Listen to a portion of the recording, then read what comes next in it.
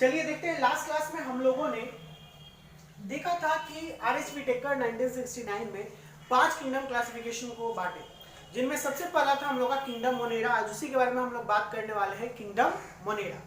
बाबू Monera के बारे में जब हम लोगों ने देखा था तो मोनेरा है क्या, तो मोनेरा था प्रिमिटिव, यानी अगर हम लोग देखें ये प्रोकारियोट क्या था, प्रोकारियोट यूनिसेलुलर ऑर्गेनिज्म, यही था ना। इन बातों को ध्यान रखिएगा, पूछता है यहाँ से, ऑब्जेक्टिव निकालेगा आपका। और किंगडम मोनेरा में जनरली बैक्टीरियाज आते थे, ठीक है। तो यहाँ पे हम लोग अब इसके बारे में पढ़ेंगे। तो बाबू ये जो बैक्टीरिया है ये पाया कहाँ जाता है, तो इसको बोलते हैं ओमनी प्रेजेंट। क्या बोलते हैं? ओमनी प्रेजेंट, यानी सर्वत्र, प्रेजेंट एवरीवेयर, हर एक सिचुएशन में, ठीक है ना, ये पाए जाएंगे। इसीलिए इनका हैबिटेट बोला गया है कि ओमनी प्रेजेंट है।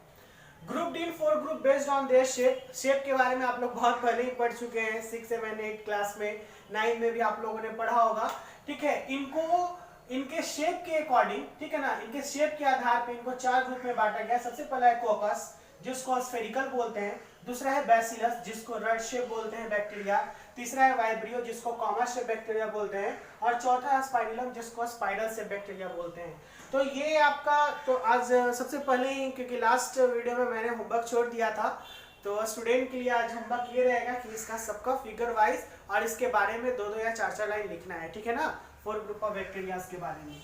Now if you talking about कि ये बैक्टीरिया जो होते हैं इनका न्यूट्रिशन कैसा होता है, तो ये दोनों टाइप के बैक्टीरिया पाए जाते हैं, ऑटोट्रॉपिक बैक्टीरिया और हेटेरोट्रॉपिक बैक्टीरिया, ठीक है ना। ऑटोट्रॉपिक यानी वैसे बैक्टीरिया जो सेल्फ नरिश करने वाले, तो जब सेल्फ नरिश करेंगे तो उनमें क्या खासियत होगा, इसको कमेंट बॉक्स में लिख के दिखाएगा, नहीं तो फिर आगे हम अभी जस्ट बताते हैं। और हेटेरोट्रॉपिक बैक्टीरिया, ये बैक्टीरिया जो दूसरे पे डिपेंडेंट होते हैं, ठीक है।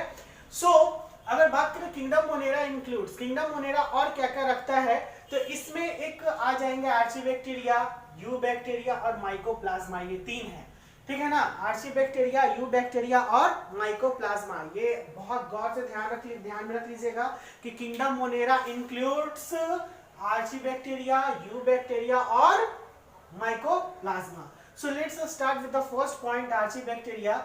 ये जो होते हैं ना बाबू, ये हर्श इन्वायरमेंट में भी पाए जाते हैं, ठीक है ना। हर्श इन्वायरमेंट मतलब environment is not suitable for the something other organism, जिस इन्वायरमेंट में भी ये पाया जाता है हर्श इन्वायरमेंट। जैसे यहाँ पे देखिए एक चीज बताया, हेलोफाइल्स, ठीक है ना। हेलोफाइल्स वैसे बैक्टीरिया को बोलेंगे जो सलाइन, ठीक है ना। हेलोफाइल्स बैक्टीरिया भी होते हैं जो सलाइन नेचर में पाए जाएंगे। और सलाइन किससे रिलेटेड होता है? मराइन से। सलाइन का मतलब नमकीन चीजों में पाया जाने वाला। थर्मो एसिडोफाइल, थर्मो का वर्ड थर्मो से रिलेटेड है, थर्मो का मतलब होता है हीट, ठीक है ना। एसिडोफाइल, जिसको हॉट स्प्रिंग, देखिए लिख भी दिया है, हॉट स्प्रिंग में ये बैक्टीरिया पाए जाएंगे, थर्मो एसिडोफाइल। कुछ मिथाइनोजेंस होते हैं जो गट ऑफ रूमिनेंट्स में पाए जाते हैं। गट ऑफ रूमिनेंट्स कहने का मतलब, रूमिनेंट्स मतलब होते हैं कुतुरने वाले जानवर, लाइक रैबिट या रैट समथिंग ये। और गट का मतलब होता है उनका जो नली होता है डाइजेस्टिव सिस्टम का, उनको हम लोग गट बोलते हैं, ठीक है ना। यानी जो माउथ से लेके डाइजेस्टिव सिस्टम के नली के बीच में जाता है, that's the gut of ruminants, ठीक है। यहाँ पे तो हो गया आर्चीबैक्टीरिया के हम लोगों ने बारे में बात किया, ये थे आर्चीबैक्टीरिया के कुछ फीचर्स। नाउ यू बैक्टीरिया, तो ये आर्चीबैक्टीरिया थोड़ा सा ये प्रिमिटिव तरीके से हो जाता है, और यू बैक्टीरिया एडवांस बैक्टीरिया होता है, जिसको ट्रू बैक्टीरिया हम लोग बोलते हैं। This is the true bacteria, ठीक है। इसके जो सेल वॉल होगा वो रिजिड होगा, मतलब कड़ा होगा सेल वॉल, ठीक है। आगे है ये मोटाइल होंगे, मोटाइल फ्लैजेलम इनके पास होगा। मोटाइल फ्लैजेलम किस लिए भाई, तो ये मूवमेंट करने के लिए, हैविंग परफॉर्म टू लोकोमोशन, तो लोकोमोशन करने के लिए इनके पास फ्लैजेलम पाया जाएगा।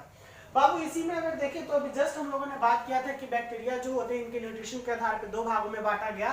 तो पहला था ऑटोट्रॉप, दूसरा था हेटेरोट्रॉप। तो उसी में सबसे पहले हम लोग ऑटोट्रॉपिक बैक्टीरिया के बारे में बात कर रहे हैं। ऑटोट्रॉपिक बैक्टीरिया, ये बैक्टीरिया में आ जाते हैं साइनोबैक्टीरिया, जिसको BGA बोलते हैं। BGA stand for blue green algae, ठीक है ना, ब्लू ग्रीन एल्गी। तो बाबू ये जो देख रहे हो ये कलर पिगमेंट है, जिससे कि ये बैक्टीरिया अपने आप को सर्वाइव कराता है, यानी खुद से नरिश करता है। ये नाम से इंडिकेट कर रहा है ऑटोट्रॉपिक, यानी सेल्फ नरिश करने वाले बैक्टीरिया। इनमें क्लोरोफिल ए, इनमें BGA के पास क्या होता है, क्लोरोफिल होता है, ठीक है ना। और ये यूनिसेलुलर होते हैं। यूनिसेलुलर मतलब एक सेल का, भी जस्ट हम लोगों ने देखा था कि यूनिसेलुलर होता है मोनेरा किंगडम, ठीक है। इनमें कॉलोनियल, ये कॉलोनियल, कॉलोनी में बना के रखेगा, कॉलोनी जैसे रहेंगे। फिलामेंटस भी होते हैं, ये फिलामेंट इनमें मौजूद होगा, ठीक है। तो ये कुछ बैक्टीरिया, ये कुछ ऑटोट्रॉपिक बैक्टीरिया के एग्जांपल्स थे। यहाँ पे फिर और आगे देखिए तो ये बैक्टीरिया और भी कहाँ पे पाया जाएगा, और भी टॉपिक तो ये मराइन में भी पाए जाते हैं। मराइन अभी जस्ट मैंने बताया सलाइन से रिलेटेड, यानी नमकीन सी में जहाँ पे खड़ा पानी हो, नमकीन पानी हो उस जगहों पे। टेरेस्ट्राइल हैबिटेट में पाए जाएंगे, टेरेस्ट्राइल यानी इस जगह पे। जिलेटिनस शीट में भी पाए जाएंगे जहाँ चिपचिपा है।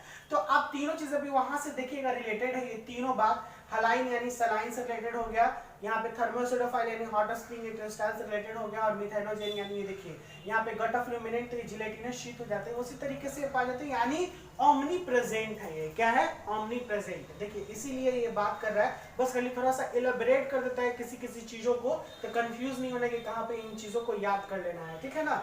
फॉर्म ब्लूम्स, बाबू एक आपने ब्लूम के बारे में सुना होगा, algal Bloom. What is algal Bloom, ये क्वेश्चन है आपका सेकंड, ठीक है ना, आज का। अलगल ब्लूम के बारे में लिखना है।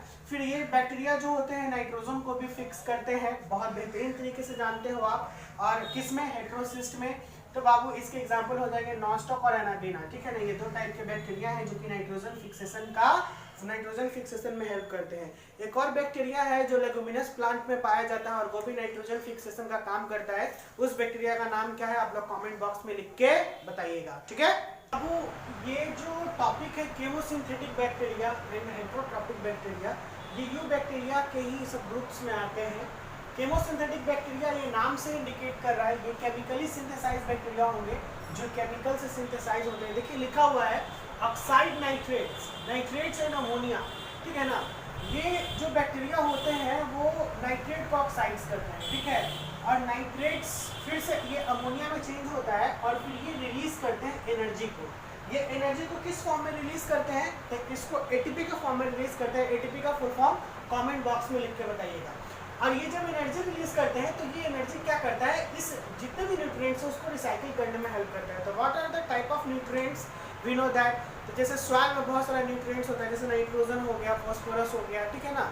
ये सब जो होते हैं ये न्यूट्रिएंट्स कहलाते हैं। एग्जांपल के तौर पे सुडोमोनास और नाइट्रोबैक्टर। बाबू 9th या 10th में एक क्लास में आप लोगों ने एक टॉपिक पढ़ा होगा, ठीक है, जिसमें रिसाइकलिंग ऑफ न्यूट्रिएंट्स या फिर जैसे कि oxygen cycle, carbon cycle, nitrogen cycle, ये सब बहुत ही बेस्ट क्वेश्चन है 9 और 10th के सिलेबस में। तो यही सब क्वेश्चंस में ये टॉपिक्स जरूर आए होंगे, उस बात को थोड़ा सा दिमाग में रख लीजिएगा, और नहीं भी है तो फिर एक बार ये ध्यान से देख लीजिएगा, ठीक है। और देखेंगे आगे, आज का होमवर्क तो हो जाएगा बहुत सारा, फिर आगे भी बताएंगे इसमें कि क्या है। हेटेरोट्रॉपिक बैक्टीरिया, तो हेटेरो नाम से है कि ये क्या होते हैं, डिपेंडेंट ऑन अदर। तो इसमें जनरली आते हैं डिकम्पोजर्स जो डिकम्पोज करते हैं। तो डिकम्पोजर्स का मतलब क्या होता है कि सेल को वो ब्रेक डाउन कर दे, वो तोड़ फोड़ दे, वो डिकम्पोज कर दे, सड़ा गला दे, उसी को डिकम्पोजर्स बोलते हैं। तो हेटेरोट्रॉपिक बैक्टीरिया इसी का एग्जांपल है। मेकिंग कर्ड फ्रॉम मिल्क, देखिएगा दूध एकदम ओरिजिनल टेक्सचर में होता है, लेकिन दूध से जब दही जमता है तो वो ब्रेक डाउन कर जाता है, सारे मिल्क का मॉलिक्यूल्स जो होते हैं वो। तो ये मेकिंग कर्ड फ्रॉम मिल्क, ये कौन सा बैक्टीरिया काम किया इसमें कमेंट बॉक्स में लिख के दिखाइएगा, या फिर कन्वर्सेशन क्लास में हम लोग बात करेंगे इसको, ठीक है। एंटीबायोटिक्स बनाने में, नाइट्रोजन फिक्सिंग करने में कौन बैक्टीरिया हेल्प किया, राइजोबियम।